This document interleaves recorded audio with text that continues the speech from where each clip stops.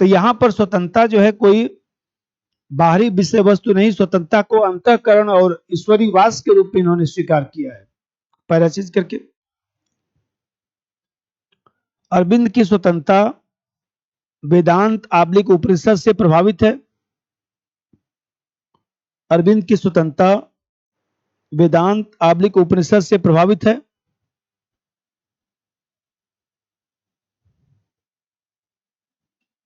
इनके अनुसार प्रत्येक व्यक्ति के अंतःकरण में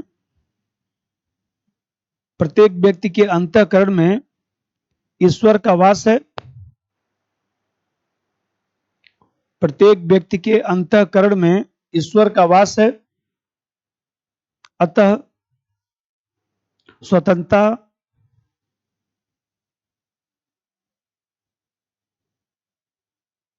स्वतंत्रता यथार्थ में ईश्वरीय आदेश का पालन करना है। ईश्वरीय आदेश का पालन करना है।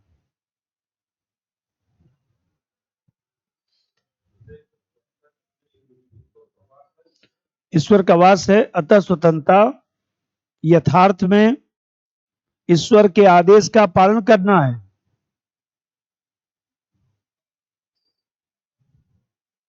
यह कोई बाहरी वस्तु नहीं बल्कि दैवीय आरोपण के रूप में है, और इसके लिए पूर्ण स्वराज महत्वपूर्ण है। इसके लिए पूर्ण स्वराज महत्वपूर्ण है। इसके लिए पूर्ण स्वराज महत्वपूर्ण है, क्योंकि बिना आजादी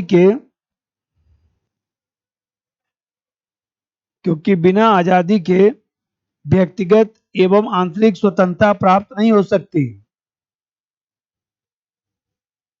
बिना आजादी के व्यक्तिगत एवं आंतरिक स्वतंत्रता प्राप्त नहीं हो सकती। ऐसा होने पर ही वास्तविक लोकतंत्र की स्थापना होगी। ऐसा होने पर ही वास्तविक लोकतंत्र की स्थापना होगी।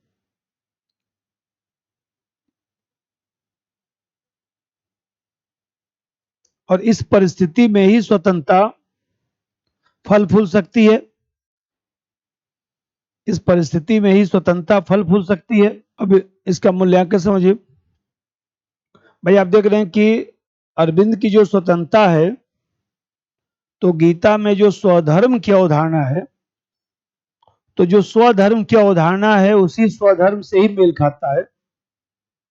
रूसो ने जो नैतिक स्वतंत्रता की बात किया था, रूसो ने जो आंतरिक इच्छा की बात किया था, रियल विल की बात किया था, वही रियल विल जो है अरविंद की स्वतंत्रता है।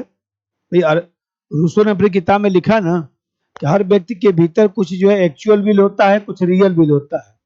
हर व्यक्ति के भीतर जो है कुछ, मान लीजिए उसने कहा कि जो विल होता है वो कुछ, हर व्यक्ति के भीतर कुछ जो है रियल विल होता है और कुछ जो है एक्चुअल विल होता है। एक्चुअल विल होता है। और ये जो रियल विल है, इसी रियल विल से ही जो है डेमोक्रेसी बनती है। और जो एक्चुअल विल है वह तात्कालिक है, स्वार्थपरक अवधारणा है। और जो रियल विल है वही हमारी वास्तविक इच्छा है। लेकिन हाँ, सब लोग रियल विल को जान नहीं पाता है। जैसे अभी मैं बताया कि सब लोग मन और अंतःकरण की आवाज को सुन नहीं पाता है, क्योंकि भगवान ने ऐसा बनाया ही है कि मन की आवाज भगवान सुनने ही नहीं देता है। वो कुछ ना कुछ मन करेगा कि नहीं अब चुपचाप पढ़ेंगे, अब कुछ नहीं, कोई मतलब नहीं, ज्यादा दोस्ती मित्रता कुछ नहीं। लेकिन फिर मान लीजिए थोड़ा बहुत जो है वो शुरू हो जाता है। तो यहां पर जो रियल विल की बात रूसो ने किया था, उसी रियल विल की बात ये जो है अरविंद कर रहे हैं अपने दर्शन में। और ये मानते हैं कि वास्तव में जो है जब तक हमको रियल विल नहीं मिलेगा तब तक हम स्वतंत्र हो नहीं सकते। लेकिन एक आलोचना बहुत गंभीर है। आलोचना गंभीर यह है कि अंतःकरण की स्वतंत्रता की बात इन्होंने किया, जबकि वास्तव में बाह्य परिस्थितियां भी आवश्यक है। बिना बाह्य परिस्थितियों के अंतःकरण की स्वतंत्रता क्या कर लेगी? मान लीजिए आपकी मूलभूत आवश्यकता की पूर्ति न हो, आपके पास किताब ही नहीं है, आपको रहने की जगह ही नहीं है, मान लीजिए आपको जो है बिजली ही नहीं है, पानी ही नहीं है, अंतःकरण की स्वतंत्रता का क्या कर लेंगे? सब रखा ही रह जाएगा। रात में पढ़ने का मन किया, लाइट ही नहीं है, कैसे पढ़ेंगे? कम से कम लाइट तो हो, पंखा उंखा चले, कुछ तो चले। मान लीजिए रात में 12 बजे इच्छा बहुत हो रही है कि पढ़ लेता, लाइट ही नहीं है। अब पता है कि जो है मोमबत्ती जला के पढ़ रहे, तो मोमबत्ती जला के कितना देर पढ़ पाएंगे? तो ये इनका जो आलोचना हम लोग करते हैं कि इन्होंने अंतःकरण की स्वतंत्रता की बात की है, जबकि वास्तव में जो है बिना बाह्य स्वतंत्रता के अंतःकरण की स्वतंत्रता जो है चल ही नहीं सकती। व्यवहार में कहने के लिए तो एक दो अपवाद मिल जाएगा, समाज में अपवाद की कमी नहीं है। एक दो लोग ऐसे भी होंगे जो कह रहे होंगे कि हमारा 40 से हो गया होगा, ऐसे भी मिल जाएंगे।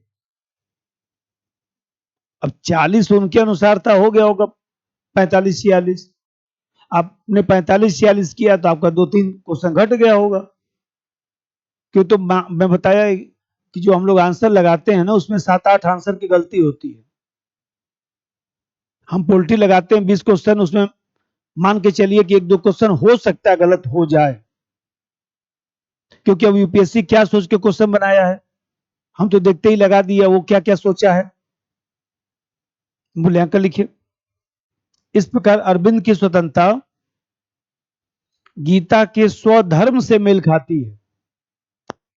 इस प्रकार अरविंद की स्वतंत्रता गीता के स्वधर्म से मेल खाती है, गीता के स्वधर्म से मेल खाती है। रूसों के नैतिक स्वतंत्रता की तरह है, रूसों के नैतिक स्वतंत्रता की तरह है।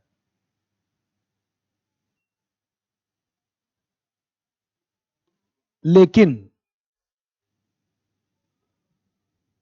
लेकिन स्वतंत्रता को केवल अंतःकरण नहीं कहा जा सकता, स्वतंत्रता को केवल अंतःकरण के रूप में स्वीकार नहीं किया जा सकता, स्वतंत्रता को केवल अंतःकरण के रूप में स्वीकार नहीं किया जा सकता, बल्कि बाह्य परिस्थितियां भी आवश्यक है, बल्कि बाह्य परिस्थितियां भी आवश्यक है।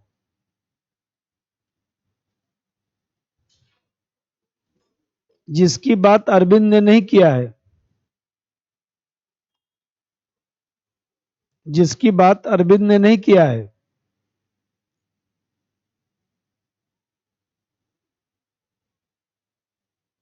अतः अरविंद की अवधारणा एकांगी है, अतः अरविंद की अवधारणा एकांगी है। अरविंद की अवधारणा एकांगी है। फिर भी इस विचार ने लोगों को फिर भी इस विचार ने लोगों को प्रभावित किया और राष्ट्रीय स्वतंत्रता के लिए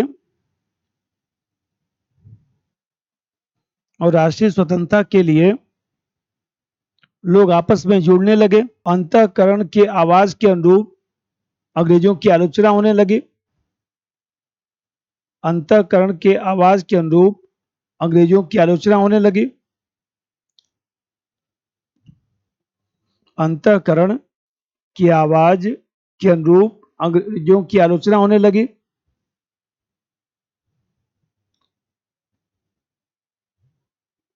फिर भी इस अवधारणा ने लोगों को प्रभावित किया।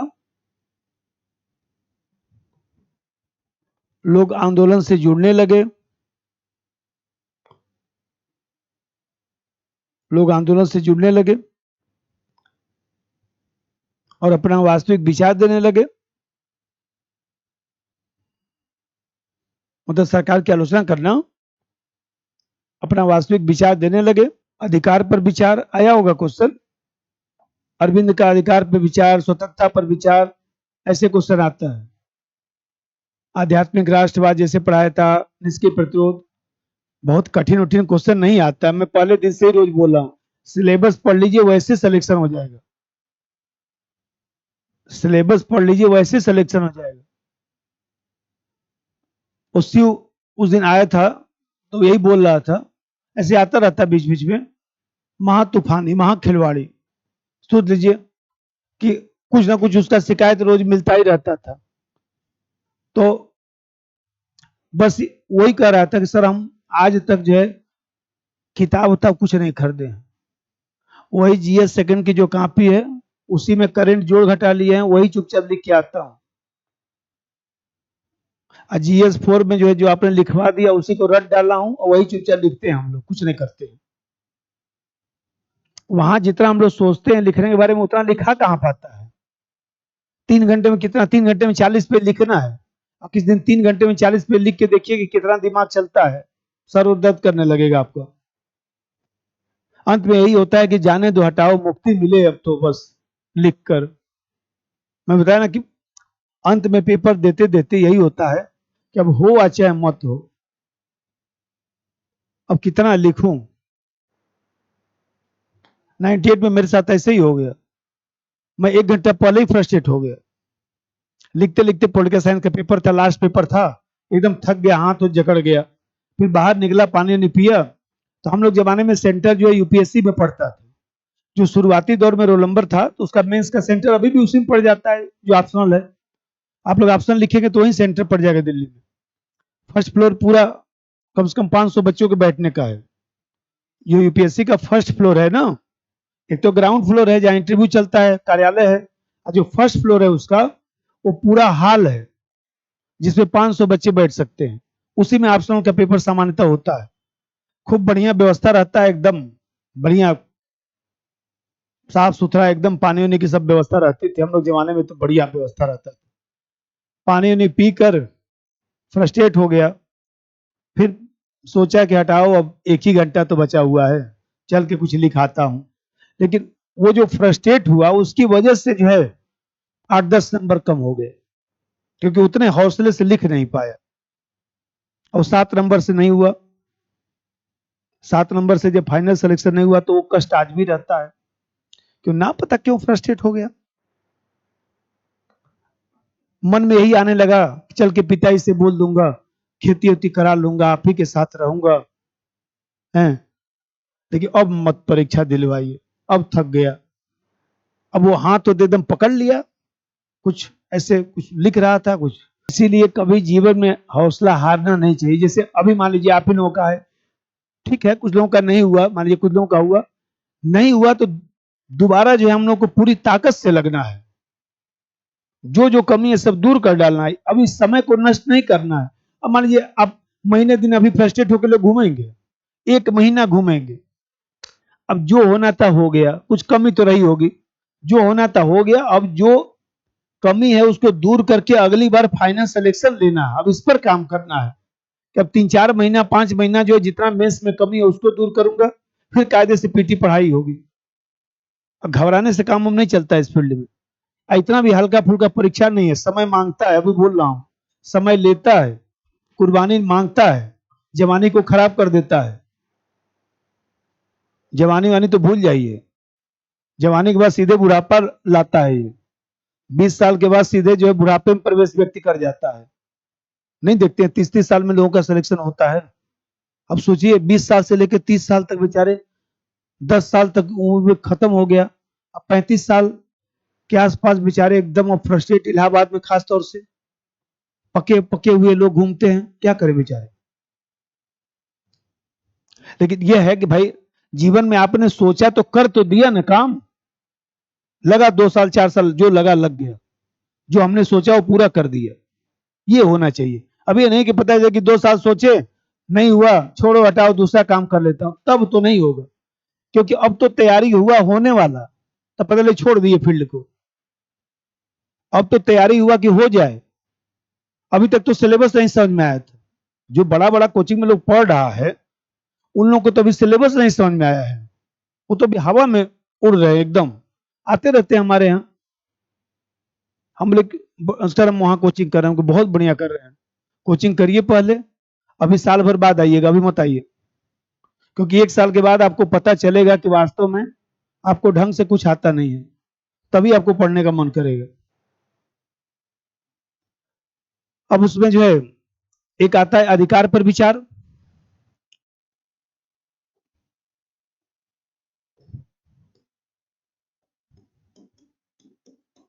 अरविंद का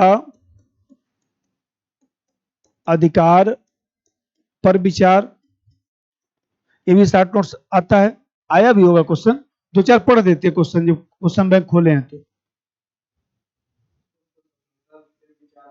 बस ठीक, बढ़िया।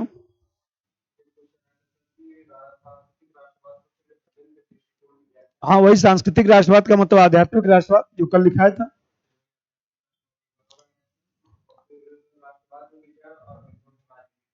हाँ, राजनीतिक दर्शन का मतलब सब लिख देना है, थोड़ा स्वतंत्रता के बारे में, अधिकार के बारे में सब लिख देना है। तो इसमें जो है अधिकार पर जो विचार है, पहले भूमिका, फिर इसके बाद इसका विवेचन,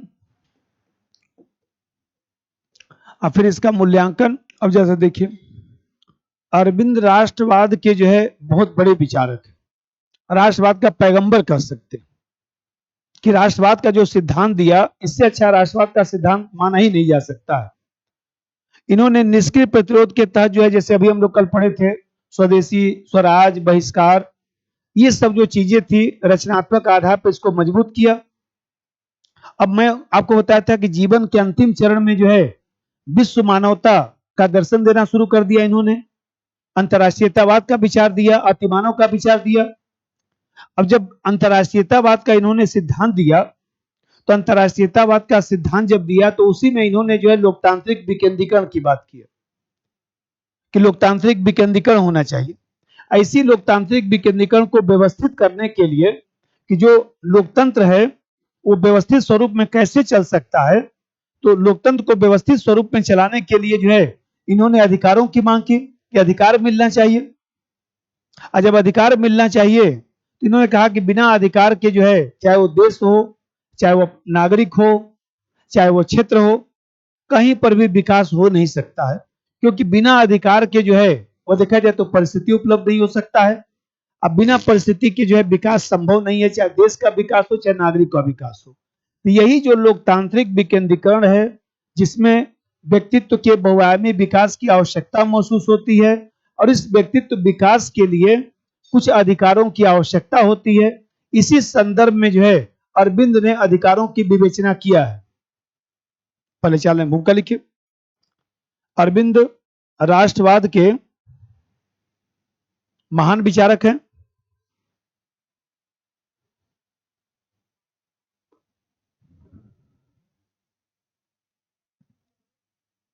निष्क्रिय प्रतिरोध, निष्क्रिय प्रतिरोध के तहत स्वराज, स्वदेशी, बहिष्कार, स्वराज, स्वदेशी, बहिष्कार, स्वराज, स्वदेशी, बहिष्कार, स्वराज, स्वदेशी, बहिष्कार, राष्ट्रीय शिक्षा, राष्ट्रीय शिक्षा जैसे पहलुओं को मजबूत किया, और अपने जीवन के अंतिम चरण में, अपने जीवन के अंतिम चरण में विश्व मानवता का दर्शन दिया, विश्व मानवता का दर्शन दिया।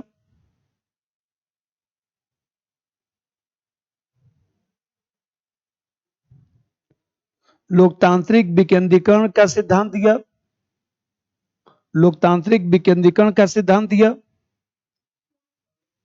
विश्व मानवता का दर्शन दिया, लोकतांत्रिक विकेंद्रीकरण का सिद्धांत दिया।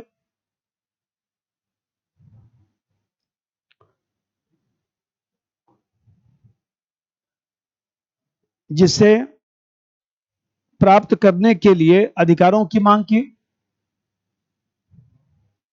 जिसे प्राप्त करने के लिए अधिकारों की मांग की,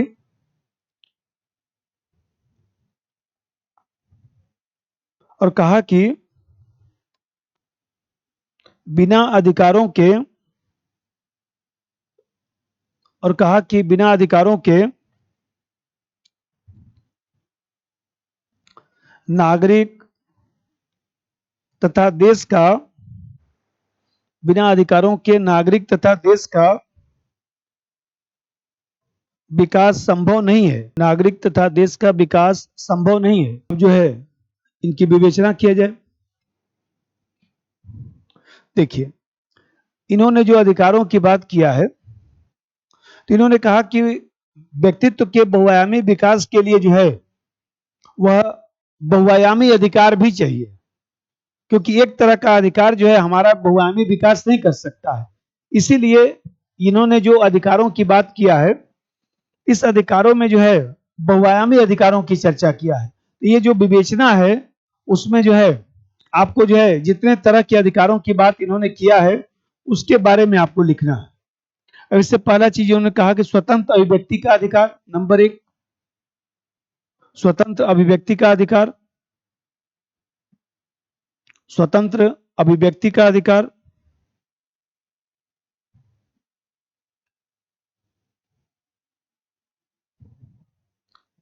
तो देखिए, थोड़ा थोड़ा सुनते रहिए, उसे में लिख दीजिएगा। स्वतंत्र अभिव्यक्ति का मतलब यहाँ पर इन्होंने जो व्याख्या किया, कहा कि भाई स्वतंत्र अभिव्यक्ति का मतलब है कि यदि हमको विचार व्यक्त करने का अधिकार मिलेगा तभी हमारा आत्म विकास जो है हो सकता है, तभी आत्म विकास का अवसर मिल सकता है, तभी हम देश की प्रगति सुनिश्चित कर सकते हैं, और तभी लोग जो है नया खोज अनुसंधान भी कर सकते हैं। भाई विपक्ष के नेता राहुल गांधी जी बन गए तो कल उन्होंने खूब अपने मन का बात बोला ना। अब विपक्ष के नेता नहीं रहते तो उनको बोलने दिया जाता?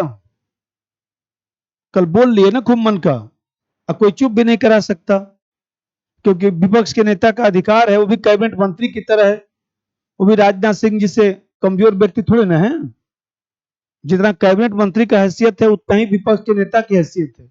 अब विपक्ष का जो नेता है वो देखा जाए तो शैडो जो है प्राइम मिनिस्टर होता है, वो शैडो प्राइम मिनिस्टर है, शैडो कैबिनेट की तरह है। जो मजबूत विपक्ष है शैडो कैबिनेट की तरह है। शैडो कैबिनेट का मतलब होता है कि मजबूत विपक्ष। अभी मोदी साहब त्यागपत्र दे देंगे तो राहुल गांधी साहब सरकार बना लेंगे, इसको बोलते हैं शैडो कैबिनेट। तो सुनना पड़ेगा ना, अब तो न चाहते हुए भी सुनना ही पड़ेगा, मन करे चाहे न मन करे, क्योंकि वो विपक्ष का नेता व्यक्ति है तो बोलेगा ही अपने मन का बात, तो बोलेगा ही पूरे विपक्ष की तरफ से। तो यहां पर स्वतंत्र अभिव्यक्ति के अधिकार का मतलब कि कहीं ना कहीं जो है वह आत्म विकास का अवसर प्राप्त करना। दो लाइन लिख दीजिए। इसके माध्यम से सभी मनुष्य, इसके माध्यम से सभी मनुष्य आत्म विकास का अवसर प्राप्त कर सकते हैं, आत्म विकास का अवसर प्राप्त कर सकते हैं, क्योंकि विचार ही संपूर्ण विश्व का आधार है। विचार ही संपूर्ण विश्व का आधार है।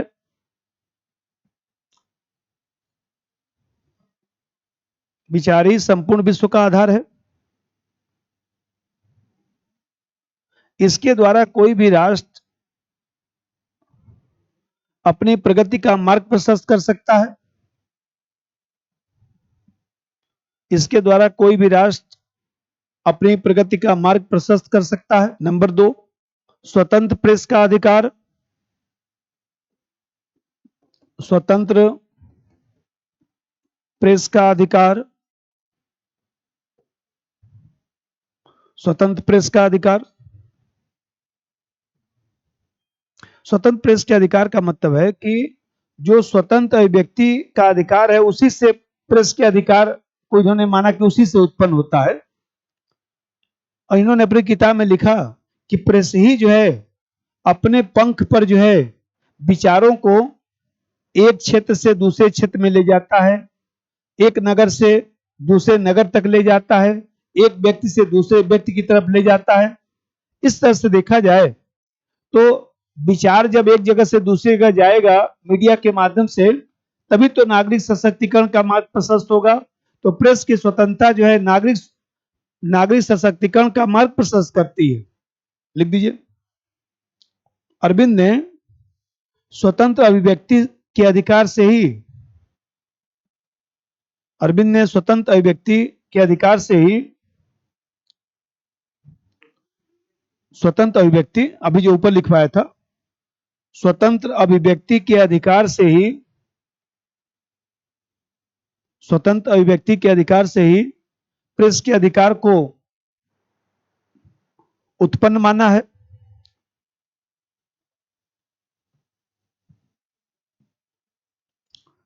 प्रेस के अधिकार को उत्पन्न माना है। इनके अनुसार प्रेस ही अपने पंखों पर विचार को प्रेस ही अपने पंखों पर विचार को एक क्षेत्र से दूसरे क्षेत्र में ले जाता है।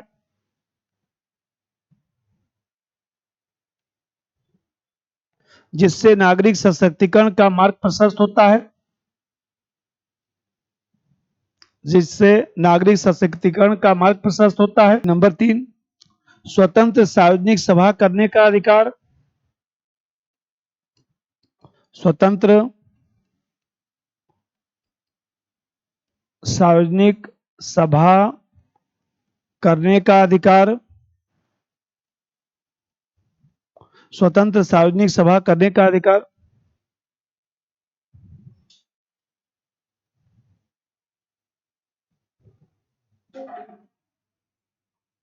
देखिए, स्वतंत्र सार्वजनिक सभा करने के अधिकार का मतलब इन्होंने कहा कि ऐसा है कि हम लोग यदि इसको बढ़ावा देंगे तो वाद विवाद की प्रक्रिया बढ़ेगी, और वाद विवाद की जो प्रक्रिया बढ़ेगी उसी से सत्य और असत्य की खोज हो सकती है। क्योंकि जब तक आप विचार विमर्श नहीं करते हैं तब तक जो है सत्य और असत्य के बारे में आप जान नहीं सकते हैं। 2 लाइन लिख दीजिए। इससे वाद विवाद की प्रक्रिया बढ़ती है। इससे वाद विवाद की प्रक्रिया बढ़ती है।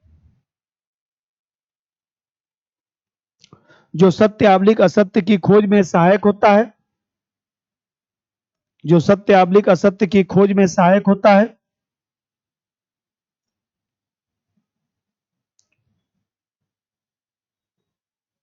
फिर अगला पॉइंट, संगठन निर्मित करने का अधिकार। संगठन निर्मित करने का अधिकार। संगठन निर्मित करने का अधिकार।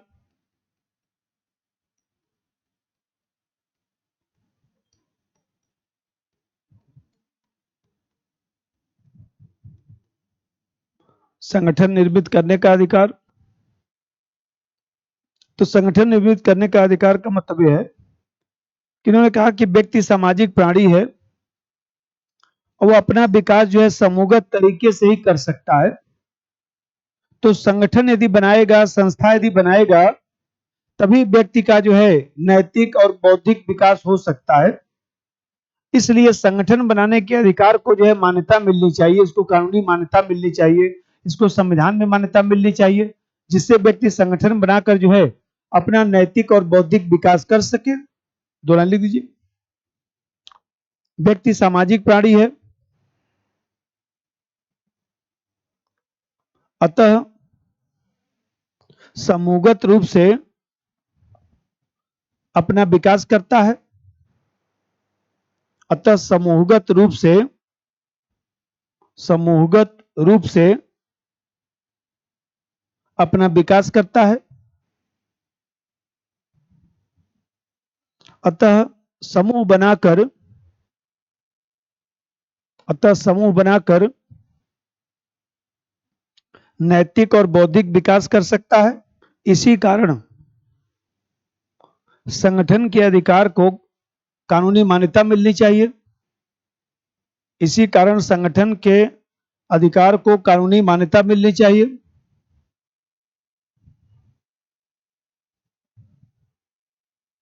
कानूनी मान्यता मिलनी चाहिए। इसी को देखिए, राज्य द्वारा प्रदत्त अधिकार। अगला पॉइंट नंबर 5, राज्य द्वारा प्रदत्त अधिकार,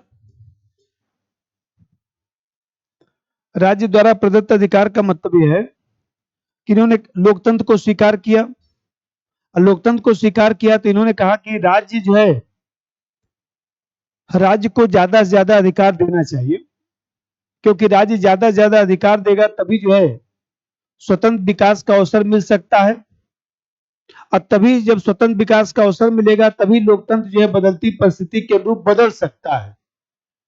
तो लोकतंत्र में बदलाव के लिए व्यक्तियों को अधिकार चाहिए।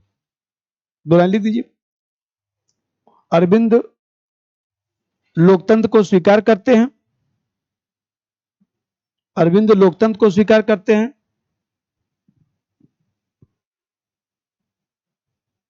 लोकतंत्र को स्वीकार करते हैं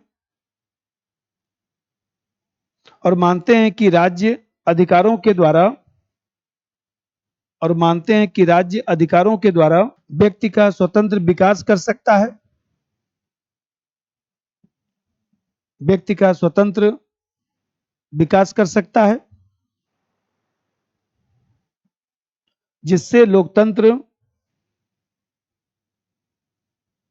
बदलती परिस्थिति के अनुरूप बदल सकता है, जिससे लोकतंत्र बदलती परिस्थिति के अनुरूप बदल सकता है। देखिए अब इसका मूल्यांकन जैसा समझिएगा।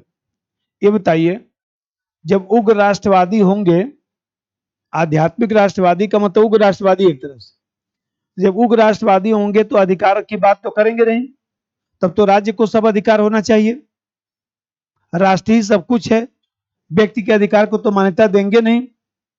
और फिर जीवन के अंतिम चरण में जो अंतर्राष्ट्रीयतावाद की बात करते हैं, तो अंतर्राष्ट्रीयतावाद में अधिकार की बात करना शुरू कर देते हैं। अभी बताइए, इनके विचार में ही अंतर्द्वंद है, इनका विचार व्यवस्थित नहीं है। क्योंकि जब आप जो है उग्र राष्ट्रवादी होने की बात कर रहे हैं, तो वहां उग्र राष्ट्रवादी होंगे तो अब आपका अधिकार सीमित हो गया, और जब अंतर्राष्ट्रीयतावादी होंगे तो आप अधिकार की बात करना शुरू कर दिए। अब पहले तो अरविंद अधिकार के बारे में किस लिहाज से लिख रहे हैं, इसमें ही कंफ्यूजन उत्पन्न हो जाता है। मूल्यांकन लिख दीजिए। उपरोक्त पहलुओं से स्पष्ट है कि, उपरोक्त पहलुओं से स्पष्ट है कि अरविंद का अधिकार संबंधी धारणा, अरविंद का अधिकार संबंधी धारणा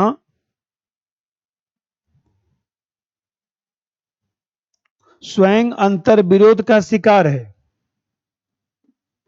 स्वयं अंतर विरोध का शिकार है,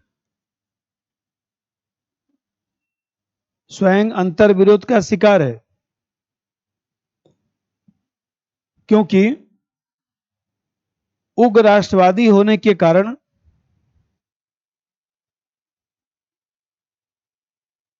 उग्र राष्ट्रवादी होने के कारण राष्ट्र को ज्यादा महत्व देते हैं, उग्र राष्ट्रवादी होने के कारण राष्ट्र को ज्यादा महत्व देते हैं और अत्यधिक कर्तव्य की बात करते हैं। भाई उग्र राष्ट्रवादी होंगे तो कर्तव्य की बात होगी ना, अत्यधिक कर्तव्य की बात करते हैं। लेकिन जब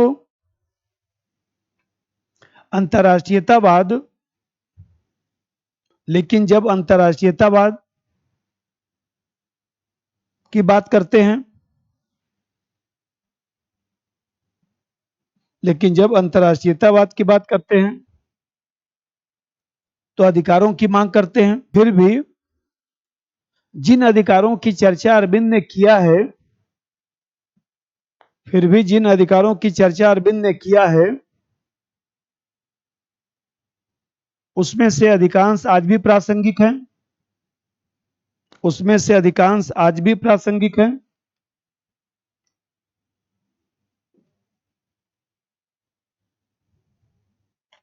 उसमें से अधिकांश आज भी प्रासंगिक हैं।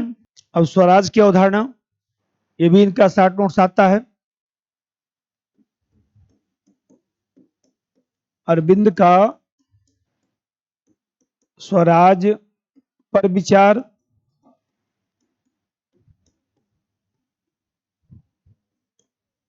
इसकी भूमिका कि स्वराज का क्या अर्थ है, फिर इसका विवेचन हम लोग कर लेंगे, शॉर्ट नोट्स ही आता है। फिर इसका मूल्यांकन आया भी होगा, आया होगा क्वेश्चन। मैं बताया कि सिर्फ पढ़ने का दुख है इस फील्ड में। एक बार पूरा सिलेबस पढ़िए तो ऐसे कैसे नंबर नहीं मिलेगा। अरे कोई 10-5 साल से थोड़ी पढ़ा रहा हूं, लगभग 2000 से ही पढ़ा रहा हूं, 23-24 साल हो गया। अभी बताया ना, टीचर यदि वास्तव में मन लगा के पढ़ा दे ना, सब पढ़ा दे, तो इधर उधर ज्यादा नहीं हो सकता है। पढ़ाए तो टीचर, कौन सा पोल्ट्री पढ़ा दिया, कौन सा क्वेश्चन इधर उधर हो गया। ऐसे ही लोग ज्योग्राफी पढ़ा देते, इकोनॉमिक्स हिस्ट्री सब पढ़ा देते, काम खत्म हो जाता कि नहीं पीटी में। अब आप लोग पढ़े हैं, ये बताइए, हमसे पोल्ट्री भी पढ़े, कहीं इकोनॉमिक्स भी पढ़े होंगे, हिस्ट्री ज्योग्राफी पढ़े होंगे। अब आप लोग को अंतर पता चला ना। सिलेबस पढ़ने का, सिलेबस पढ़िए, देखिए कैसे होगा। थोड़ा टाइम तो देना पड़ेगा। अब जैसे मैं इथिक्स ही शाम को पढ़ा रहा हूँ, 2.5 महीने पढ़ाता हूँ मान लीजिए। अब पढ़ाने को तो 1 महीने में पढ़ा के खत्म कर दूं, 1 महीने ज्यादा कहीं क्लास चलता भी नहीं है, 1 महीने में इथिक्स खत्म हो जाता है। लेकिन 1 महीने में आपके जेहन में वो जाएगा नहीं, क्योंकि बस खाना पूर्ति हो जाएगा। जेहन में तभी जाएगा जब आप, मान लीजिए हमें कहते हैं कि अब जैसे मंडे ट्यूसडे वेडनेसडे हम 3 दिन थ्योरी थिंकर पढ़ाएंगे, और फिर केस स्टडी पढ़ाएंगे 2 दिन। अब केस स्टडी पढ़ाएंगे तो बताइए, जब तक 60-70 केस स्टडी मैं नहीं लिखवाऊंगा, जब तक 50-60 केस स्टडी आप नहीं लिखेंगे, तब तक कहां से एग्जाम में लिखाएगा। अब खुद सोचिए, थिंकर, भाई हमें कहते हैं थ्योरी है और थिंकर है, तो थिंकर और थ्योरी 125 नंबर का आता है, और केस स्टडी जो है आपका 125 नंबर का आता है। तो बताइए, जितना टाइम थिंकर और थ्योरी में दे रहे थे, उतना ही टाइम तो इसमें देना चाहिए ना। हम लोग केस स्टडी कितना दिन में कर देते हैं, 3-4 दिन में, बस 3-4 दिन पढ़ा दिए, हो गया केस स्टडी, अब जाइए लिखते रहिए। अरे केस स्टडी कम से कम 15-20 क्लास तो चलना चाहिए ढंग से, कुछ तो ढंग आ जाए कम से कम। भाई बताइए, जो चीज 125 नंबर का आ रहा है, उसको आप जो है 3 क्लास में कैसे समझ लेंगे। भाई ऐसे है, जैसे ऐसे आप लोग लिखते हैं, अब ऐसे जब तक आप मान लीजिए 50 ऐसे नहीं लिखेंगे, तब तक वहां कैसे लिखाएगा। तो अपना लक्ष्य बनाइए कि हम 50 ऐसे लिखेंगे कम से कम, ये जो टाइम मिला है कि 50 ऐसे मैं लिखूंगा, हर सैटरडे संडे में ऐसे ही लिखूंगा कम से कम। अभी तक ऐसे कुछ लिखे 10-20, कम से कम 50 का टारगेट रखिए, 50 ऐसे लिखूंगा। उसके बाद देखिए कैसे नहीं सिलेक्शन होगा, कब तक मुर्गा खैर मनाएगा, कब तक मान लीजिए झटका लगता रहेगा। अरे नहीं हुआ कोई बात है, अगली बार काम खत्म कर दिया जाएगा। अब स्वराज समझिए, स्वराज का मतलब है कि अरविंद का जो स्वराज है, जो उदारवादी विचारक हैं, उदारवादी जो नेता हैं, उन नेताओं से स्वराज का विचार एकदम पृथक है। अरविंद जो है स्वराज को पूर्णता जो है स्वाधीनता का नाम देते हैं, पूर्णता आजादी का नाम देते हैं, और मानते हैं कि स्वतंत्रता जो आंदोलन है, उस स्वतंत्रता आंदोलन से हम लोग को जो है डोमिनियन स्टेट नहीं चाहिए, हम लोग को पूर्ण आजादी चाहिए। आप जानते हैं कि भारतीय नेताओं में अरविंद पहले नेता हैं जिन्होंने जो है अपना राजनीतिक जो लक्ष्य है पूर्ण स्वाधीनता को बताया था। भारत का राजनीतिक जो लक्ष्य है स्वतंत्रता को बताया था, और ये बताया था कि इसके लिए हम लोग को समग्र आंदोलन करना चाहिए, और समग्र आंदोलन करके जो है हम लोग को बहुआयामी स्वतंत्रता प्राप्त करना है। इसीलिए जो है अरविंद का जो स्वराज है वो विशेष अर्थ रखता है, क्योंकि आप देख रहे हैं कि अभी तक, ये 1910-15 की बात है, तो 1910-15 में कोई पूर्ण स्वाधीनता की बात नहीं कर रहा है। अरविंद ने पहली बार पूर्ण स्वाधीनता की बात किया, इसीलिए इनके स्वराज का विशेष अर्थ है, क्योंकि पहला नेता, इसके बाद ही तिलक बोलते हैं, तिलक इनके बाद स्टेटमेंट देते हैं। तो आप देख रहे हैं कि पहला नेता जिन्होंने पूर्ण स्वाधीनता की बात किया, उस जमाने में जाकर सोचिए कि अंग्रेजी जमाने में कोई आपके घर का कोई आस पड़ोस का व्यक्ति नायब तहसीलदार बना होगा, उसकी कितनी इज्जत होती थी। आजकल के डीएम के बराबर उसकी इज्जत थी। सोचिए, नायब तहसीलदार जो बना था, अंग्रेजी जमाने में जो नायब तहसीलदार होता था, तो भारतीय लोग ज्यादा ज्यादा क्या बनते थे? तहसीलदार।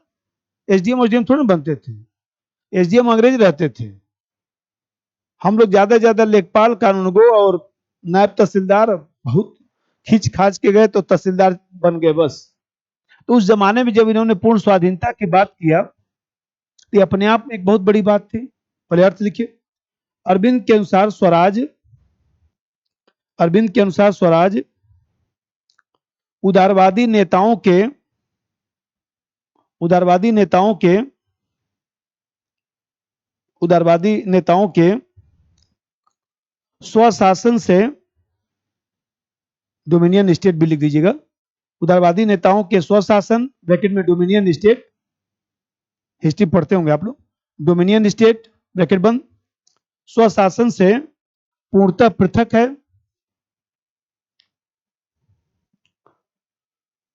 इनके अनुसार स्वराज पूर्णतः आजादी है। इनके अनुसार स्वराज पूर्णतः आजादी है। स्वराज पूर्णतः आजादी है।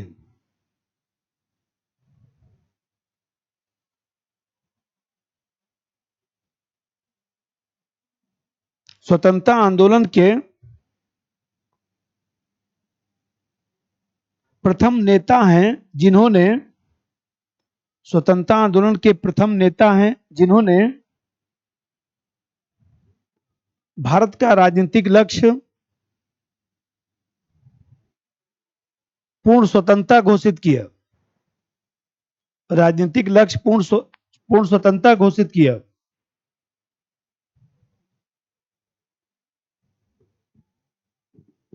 और इसके लिए समग्र आंदोलन को बढ़ावा दिया। इसके लिए समग्र आंदोलन को बढ़ावा दिया।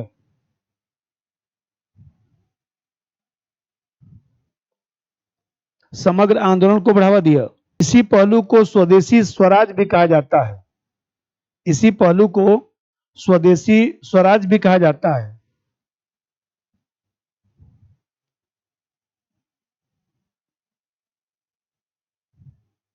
स्वदेशी स्वराज। इन्होंने सेल्फ गवर्नमेंट की बात किया था ना,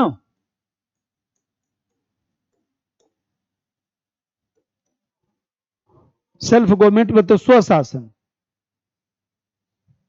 अब इसका जरा सा विवेचना समझिए, ज्यादा नहीं, थोड़ा सा लिखना है। देखिए, अरविंद ये मानते थे कि जो स्वराज है, जो स्वदेशी है, देश के लिए आध्यात्मिक उद्देश्य की प्राप्ति है। पश्चिम की अवधारणा से इनका जो सेल्फ गवर्नमेंट है, जो स्वराज है, वो अलग है। केवल राजनीतिक उद्देश्य की प्राप्ति के लिए स्वराज की बात नहीं कर रहे हैं। यह स्वयं का जो है स्वराज, स्वयं का स्वराज का मतलब कि हम जो है अपनी इच्छा से कोई कार्य कर सके, ऐसी आजादी हमको मिलनी चाहिए। राजनीतिक स्वतंत्रता के साथ जो है, जो स्वराज है, वो हमको प्राप्त होना चाहिए। तभी हम जो है उच्च आदर्श तक पहुंच सकते हैं। ऐसे बल्कि पॉइंट में करके लिख दीजिए, 3-4 पॉइंट लिखवा देता हूं। एग्जाम में भी अपना 3-4 पॉइंट लिख दीजिएगा, मूल्यांकन लिख दीजिएगा। नंबर 1, अरविंद की मान्यता है कि स्वराज देश के लिए, स्वराज देश के लिए आध्यात्मिक उद्देश्य की उपलब्धि है। आध्यात्मिक उद्देश्य की उपलब्धि है।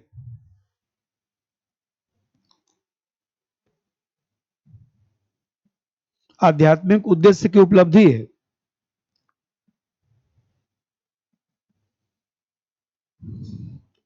इसके कारण इसके कारण इसके कारण भारतीय सभ्यता संस्कृति का संरक्षण होगा।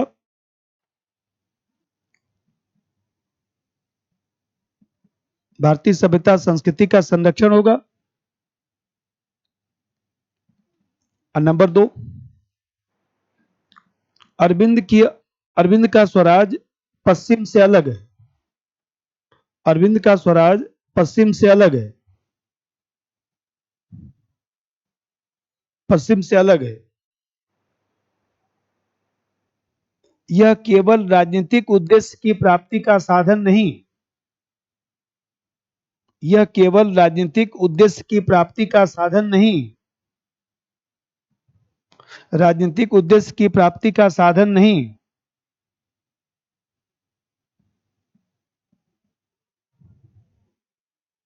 बल्कि स्वयं का स्वराज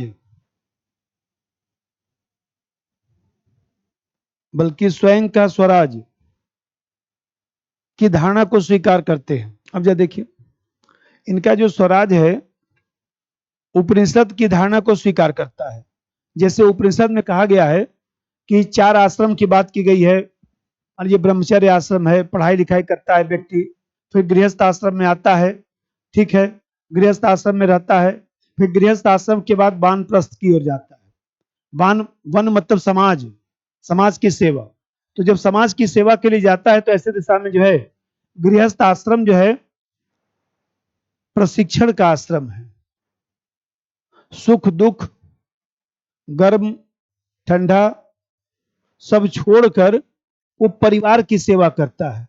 अब परिवार की सेवा करता है, परिवार के लोग उल्टा सीधा उसको बोलते भी रहते हैं। अब देखिए, अच्छा गार्जियन है तो बर्दाश्त भी करता रहता है, कुछ बोलेगा भी नहीं, बोले नहीं आप ही लोग सही कह रहे हैं। वो प्रशिक्षण ले रहा है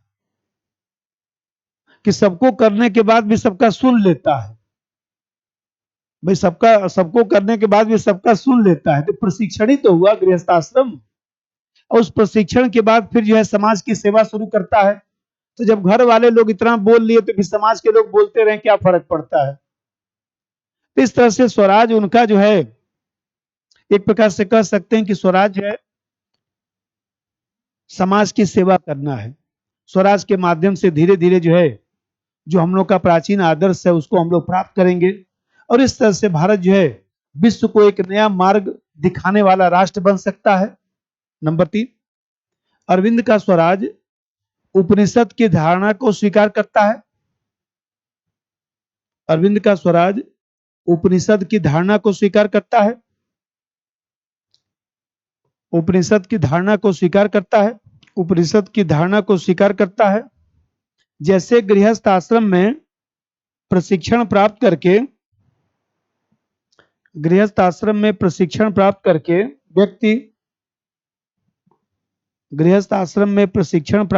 व्यक्ति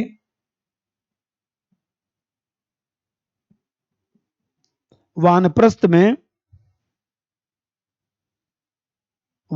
में समाज सेवा का कार्य करता है। समाज सेवा का कार्य करता है।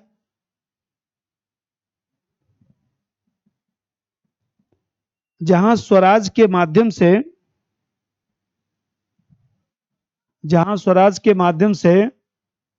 वैदिक आदर्शों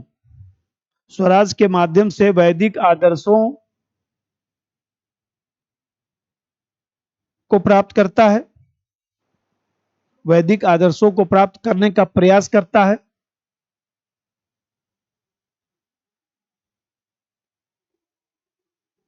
जिससे भारत विश्व को नया मार्ग उपलब्ध करा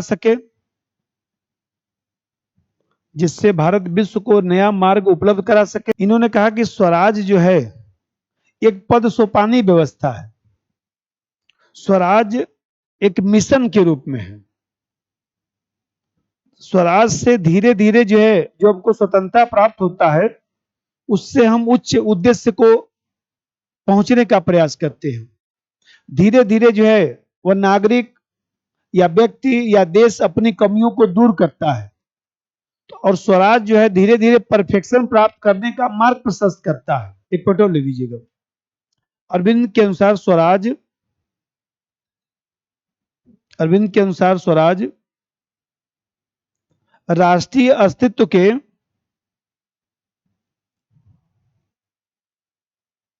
स्वराज राष्ट्रीय अस्तित्व के उच्च उद्देश्यों तक पहुंचने का सोपान है। उच्च उद्देश्यों तक पहुंचने का स्टेपिंग है, सोपान। उच्च उद्देश्यों तक पहुंचने का स्टेपिंग है।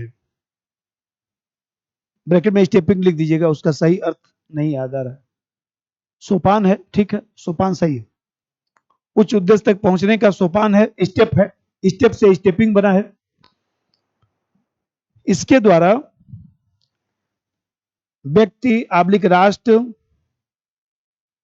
अपनी कमियों को दूर कर सकता है। व्यक्ति आब्लिक राष्ट्र अपनी कमियों को दूर कर सकता है। अब मूल्यांकन लिख दीजिए। उपरोक्त पहलुओं से स्पष्ट है कि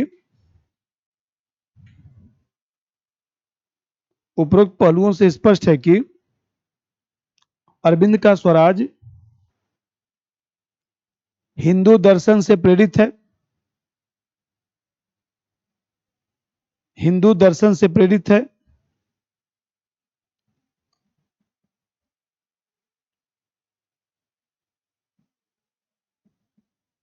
जिसके कारण स्वतंत्रता आंदोलन में मुस्लिम समुदाय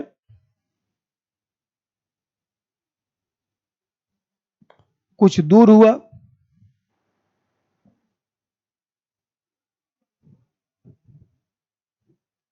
निरपेक्ष राजनीति कमजोर हुई, निरपेक्ष राजनीति कमजोर हुई, और साथ ही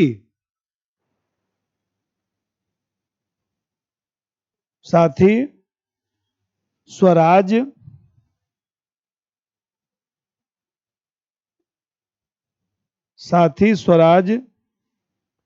आदर्शवादी अवधारणा भी है, आदर्शवादी और रहस्यात्मक अवधारणा के रूप में है।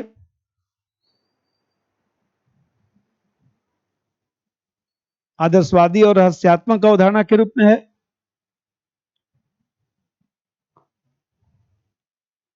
फिर भी स्वतंत्रता आंदोलन के दौरान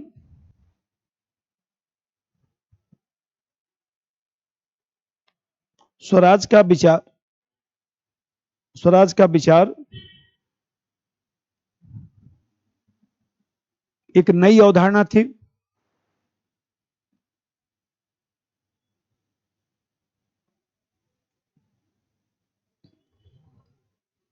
एक नई अवधारणा थी।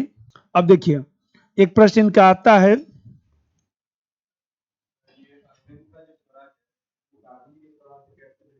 गांधी का स्वराज जो है वो देखा जाए तो इतना आदर्शवादी नहीं था।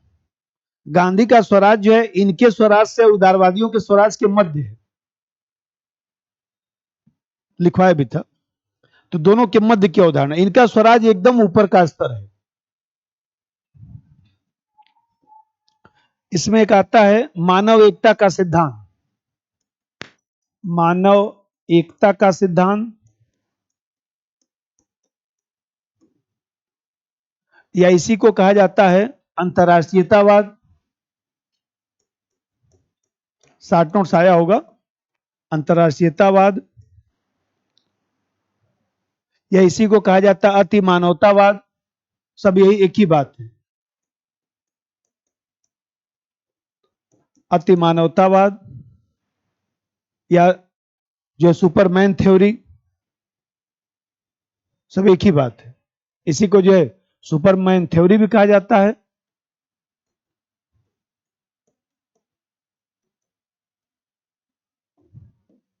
ये भी शॉर्ट नोट्स ही आता है, ज्यादा नहीं पढ़ना है। इसकी भूमिका, फिर इसका मतलब कि सिद्धांत क्या क्या है, क्या क्या विशेषता है,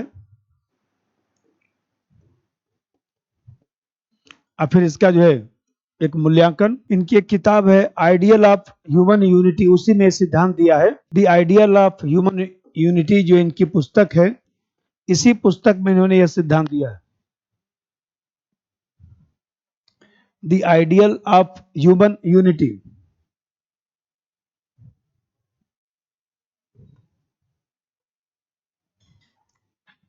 देखिए अरविंद ने इस किताब में जो है विश्व मानवता का दर्शन दिया,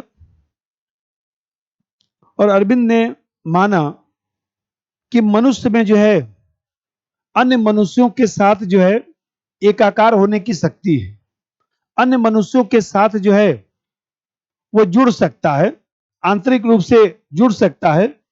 क्योंकि सभी मनुष्यों को ईश्वर ने बनाया है, तो सभी मनुष्यों में जब ईश्वर का ही वास है, तो उन्होंने माना कि विश्व की सभी वस्तुओं में कम या ज्यादा जो है चेतन पदार्थ है।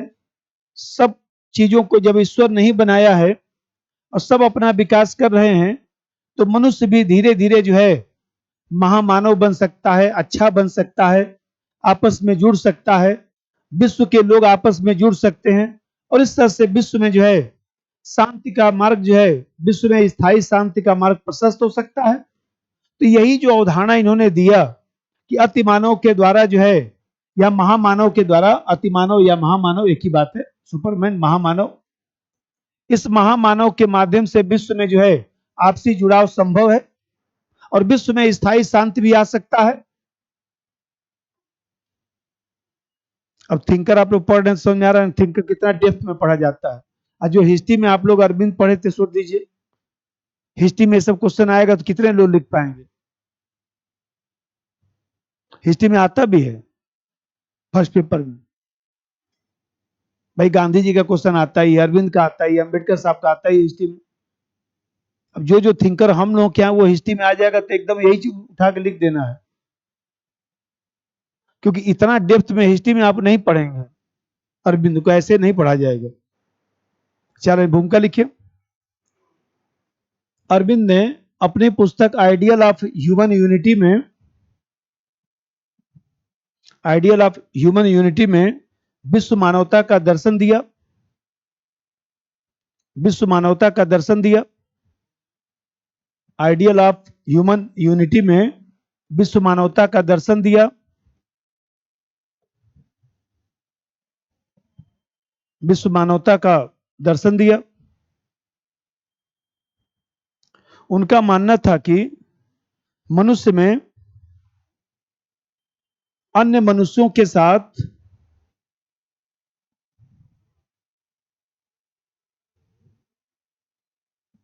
एकाकार होने का तत्व मौजूद है, अन्य मनुष्यों के साथ एकाकार होने का तत्व मौजूद है,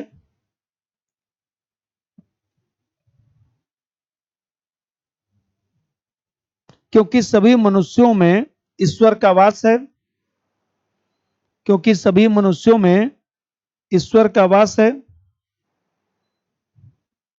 सभी मनुष्यों में ईश्वर का वास है। विश्व की सभी वस्तुओं में कम या ज्यादा, विश्व की सभी वस्तुओं में कम या ज्यादा चेतन पदार्थ है, कम या ज्यादा चेतन पदार्थ है, कम या ज्यादा चेतन पदार्थ है, और सभी अपना विकास कर रहे हैं। मनुष्य भी अंततः महामानव बनेगा, मनुष्य भी अंततः महामानव बनेगा,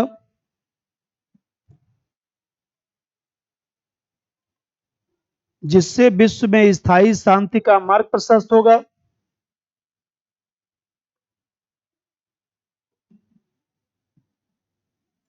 जिससे विश्व में स्थायी शांति का मार्ग प्रशस्त होगा।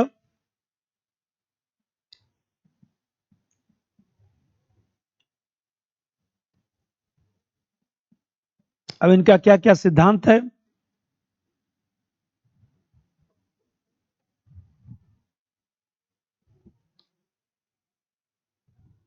अब इस महामानव का क्या सिद्धांत है, क्या इनका विशेषता है? इन्होंने कहा कि यह जो प्रक्रिया है वो धीरे धीरे चलेगी।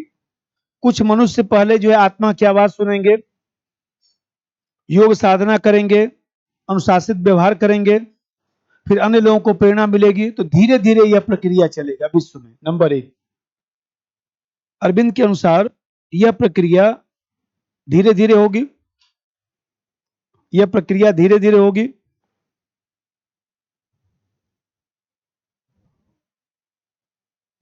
कुछ मनुष्य पहले आत्मा की आवाज सुनेंगे, कुछ मनुष्य पहले आत्मा की आवाज सुनेंगे,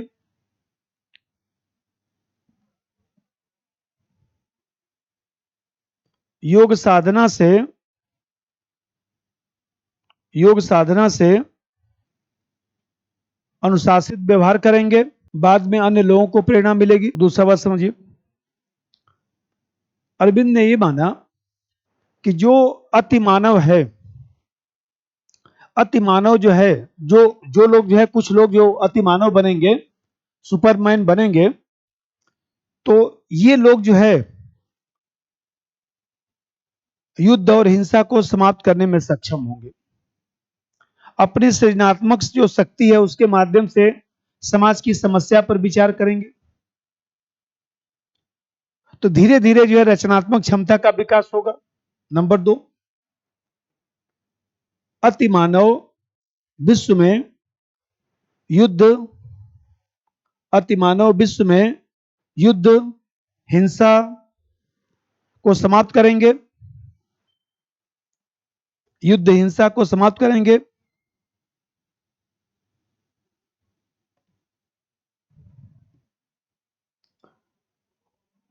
और सृजनात्मक शक्ति के माध्यम से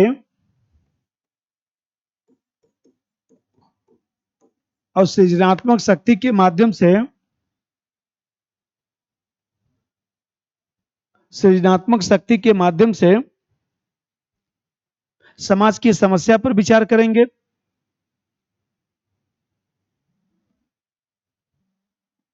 सृजनात्मक शक्ति के माध्यम से समस्या पर विचार करेंगे।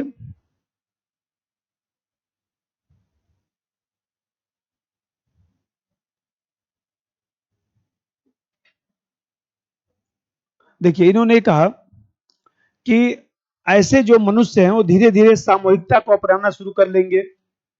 जो राष्ट्र राज्य की अवधारणा है, जो अलग अलग देश की अवधारणा है, वो धीरे धीरे समाप्त होना शुरू हो जाएगा।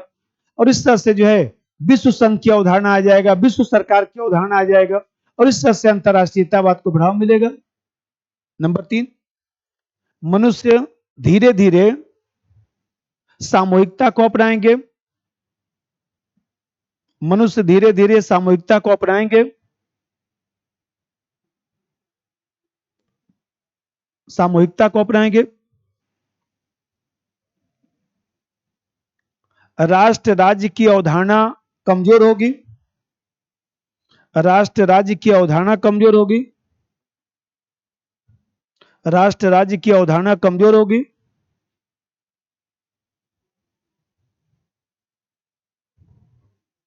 विश्व संघ स्थापित होगा,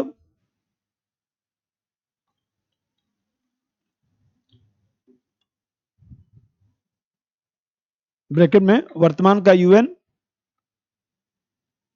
आप सोच लीजिए कि अपनी किताब में उन्होंने जो है विश्व संघ की बात किया था, सेकेंड द्वितीय विश्व युद्ध के बाद जो है यूएन बन रहा है। सोच लीजिए कल्पना, विश्व संघ स्थापित होगा और अंततः विश्व सरकार के माध्यम से, अंततः विश्व सरकार के माध्यम से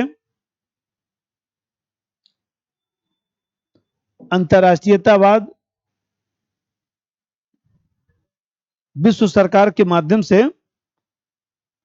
अंतरराष्ट्रीयतावाद अपने उच्च शिखर पर होगा।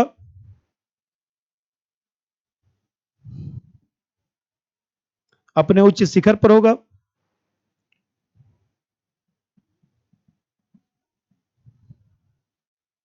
इसी को देखिए, अरविंद ये मानते हैं कि संपूर्ण मानव जाति एक इकाई है, मानव एकता का महान आदर्श हम लोग प्राप्त कर सकते हैं।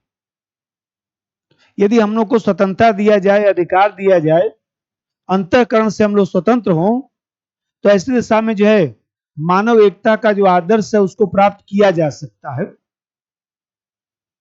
अगला पॉइंट, अरविंद ने माना कि यदि मनुष्य को अधिकार और स्वतंत्रता उपलब्ध कराए जाए, मनुष्य को अधिकार और स्वतंत्रता उपलब्ध कराए जाए, तो वह मानव एकता का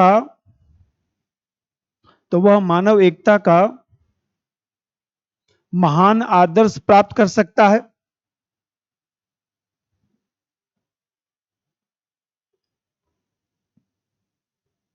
मानव एकता का महान आदर्श प्राप्त कर सकता है,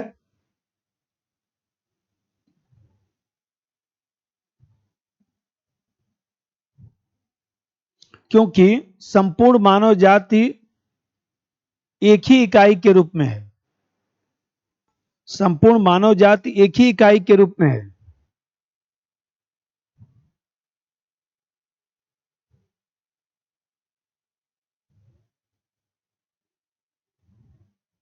इस सबका देखिए, उन्होंने ये कहा था कि मानव एकता जो है प्रकृति की योजना का ही अंग है। भाई अरस्तु से भी अरविंद प्रभावित है। अरस्तु मानता था ना कि पहले परिवार, फिर ग्राम, फिर राज्य, इस तरह से होते हुए अरस्तु ने नगर राज्य की कल्पना किया था कि सबसे पहले जो है परिवार की स्थापना होगा, फिर ग्राम बनेगा, फिर राज्य बनेगा, और इस तरह से मनुष्य जो है विश्व संघ का सदस्य बनेगा। तो अरस्तु की अवधारणा से इन्होंने अपनी अवधारणा को एक तरह से प्रभावित किया। एक पॉइंट और लिख दीजिएगा, अरविंद अरस्तु से प्रभावित है। अरस्तु से प्रभावित है और मानते हैं कि परिवार, ग्राम, राज्य होते हुए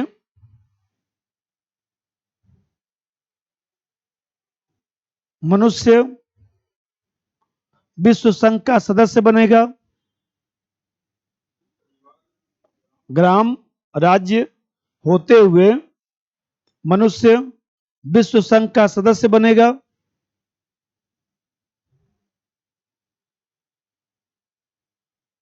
इस तरह मानव एकता प्रकृति की योजना का ही अंग है।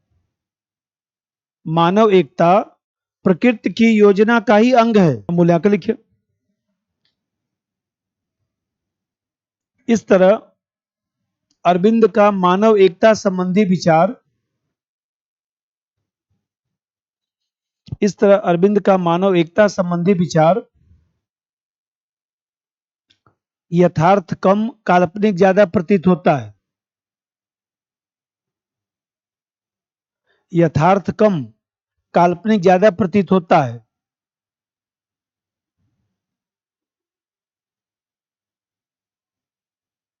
विरोधाभास भी रखता है।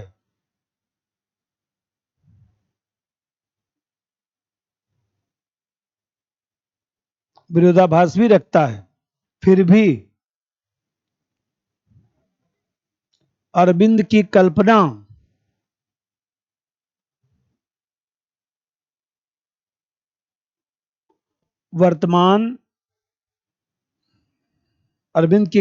वर्तमान वैश्वीकरण में दिखाई दे रही है,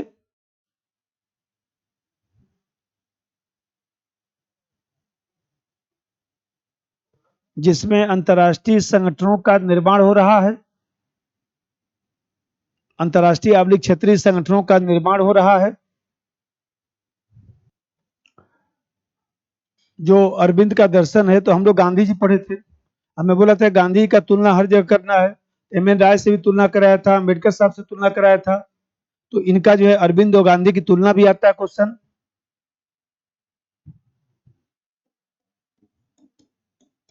अरविंद तथा गांधी जी की तुलना, दोनों में क्या अंतर है? ये गांधी जी का जो दर्शन है सत्य अहिंसा से जुड़ा हुआ है, और चाहे वो सत्याग्रह लीजिए चाहे वह मान लीजिए सविनय अवज्ञान लीजिए, हर जगह आपको गांधी जी का जो दर्शन है आपस में सब जुड़ाव रखता है। सत्य अहिंसा जैसे मूल्यों के आधार पर गांधी जी का दर्शन तैयार है, इसीलिए गांधी जी के दर्शन को हम लोग व्यवस्थित दर्शन कहते हैं। नंबर एक, गांधी जी का संपूर्ण दर्शन आपस में गांधी जी का संपूर्ण दर्शन आपस में जुड़ाव रखता है। गांधी जी का संपूर्ण दर्शन आपस में जुड़ाव रखता है और सत्य अहिंसा जैसे मूल्यों पर तैयार किया गया है। और सत्य अहिंसा जैसे मूल्यों पर तैयार किया गया है।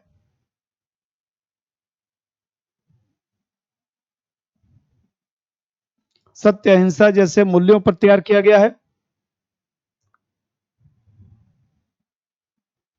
देखिए, अरविंद के दर्शन में बताया था कि 3 चरणों से गुजरा है। पहले जो है उग्र राष्ट्रवादी विचारक हैं, सांस्कृतिक राष्ट्रवाद पढ़ाया था। दूसरा चीज बताया कि वो जो है दूसरा जो फेज आता है उसमें निष्क्रिय प्रतिरोध वाला फेज आ जाता है, रचनात्मक क्षमता वाला। और तीसरा अतिमानव का सिद्धांत आ जाता है। इनका जो है 3 चरणों में गुजरा है, जिसके कारण जो है व्यवस्थित दर्शन नहीं बन पाए। उधर लिख दीजिए, अरविंद का दर्शन 3 चरणों में गुजरा है। 3 चरणों में गुजरा है। प्रारंभ में उग्रवादी, तो अंतिम चरण में अंतरराष्ट्रीयतावादी है।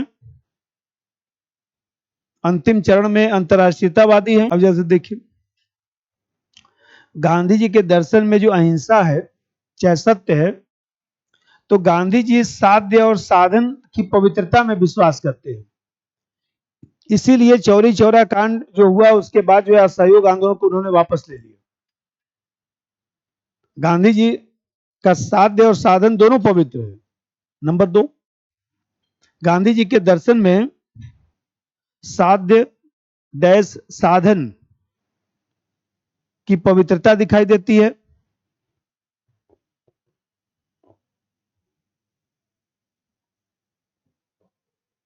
साध्य डैश साधन की पवित्रता दिखाई देती है।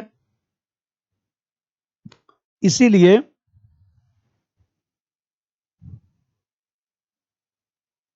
चौरी चौरा कांड के बाद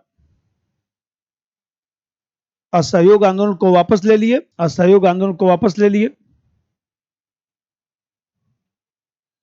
देखिए, जब अरविंद पढ़ा रहा था निष्क्रिय प्रतिरोध, पैसिव पैसिव जो है वह रेजिस्टेंस, तो पैसिव रेजिस्टेंस में अरविंद ने कहा कि हमारे यहाँ हम हिंसा क्या है, अवसरवादी है। तो हिंसा यहां पर अवसरवादी है ना, तो इसका मतलब कि साध्य साधन की पवित्रता नहीं है। उधर लिख दीजिए, साध्य साधन की पवित्रता नहीं रखते। साध्य साधन की पवित्रता नहीं रखते, क्योंकि निष्क्रिय प्रतिरोध में हिंसा, निष्क्रिय प्रतिरोध में हिंसा, अहिंसा लिख दीजिए, निष्क्रिय प्रतिरोध में अहिंसा अवसरवादी है। अहिंसा या हिंसा जो भी लिखे दोनों सही है,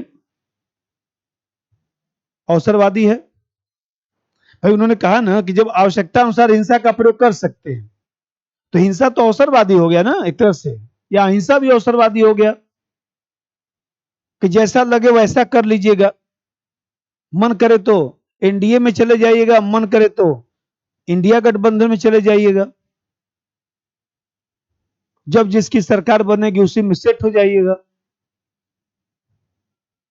नहीं देख रहे हैं, अभी सरकार इधर उधर होगा ना तो कुछ लोग भाग के इधर चले आएंगे कि ना ना मैं तो गलती से चला गया।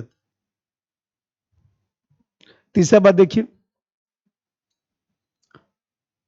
अब देखते हैं कि गांधी जी का जो दर्शन है उपनिषद वेद पर आधारित है। इसीलिए गांधी जी जो है सर्वधर्म समभाव के आधार पर जो है कार्य करते हैं। बहुत ज्यादा गांधी जी ने हिंदू राष्ट्रवाद की बात नहीं किया है, उन्होंने सभी धर्मों को साथ लेकर चलने का प्रयास किया है। नंबर 3, गांधी जी उपनिषद आबलिक वेद को स्वीकार करते हुए भी, उपनिषद आबलिक वेद को स्वीकार करते हुए भी सर्वधर्म समभाव को बढ़ावा देते हैं। सर्वधर्म समभाव को बढ़ावा देते हैं। सर्वधर्म समभाव को बढ़ावा देते हैं। उधर लिख दीजिए, अरविंद भी उपनिषद वेद को स्वीकार करते हैं।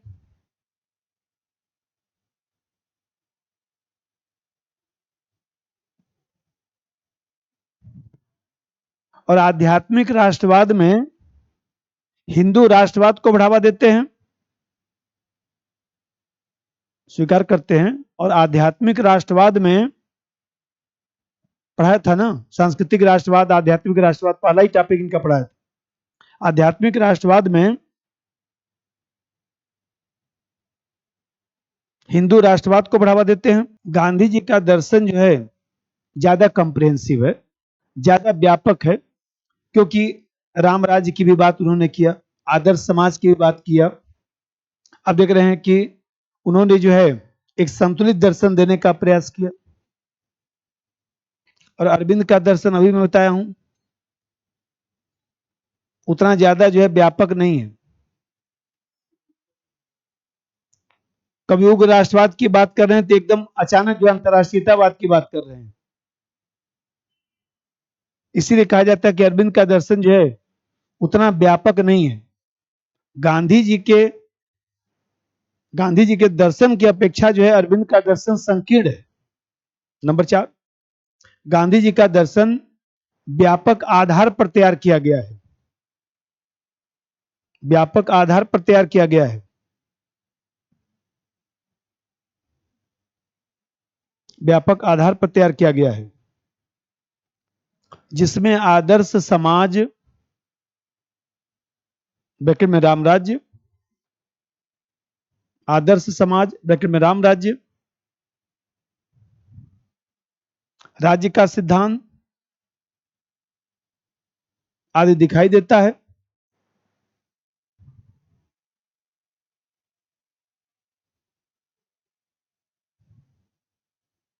और उधर लिख दीजिए, अरविंद का दर्शन गांधी जी की अपेक्षा संकीर्ण है।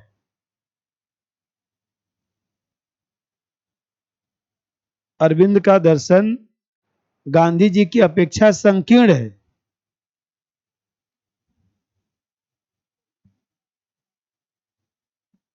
क्योंकि राष्ट्रवाद तथा अंतरराष्ट्रीयतावाद पर ही आधारित है। राष्ट्रवाद तथा अंतरराष्ट्रीयतावाद पर ही आधारित है।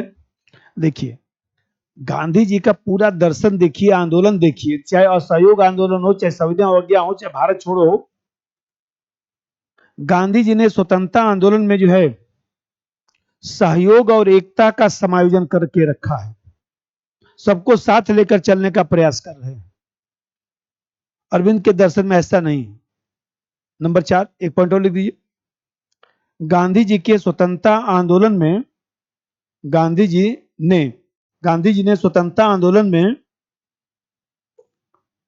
ने स्वतंत्रता आंदोलन में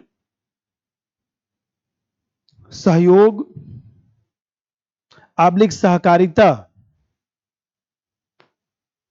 आब्लिक एकता का समायोजन किया है।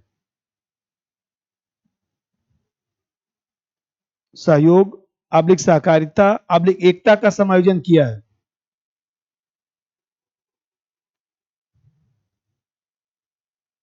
उधर लिख दीजिए, स्वतंत्रता आंदोलन में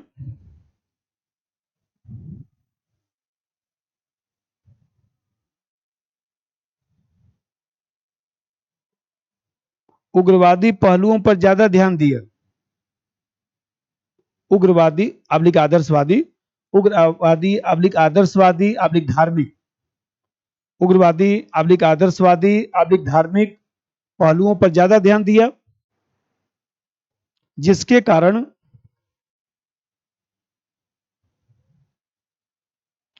कारण हिंदू मुस्लिम के मध्य दूरी बढ़ गई, हिंदू मुस्लिम के मध्य दूरी बढ़ गई,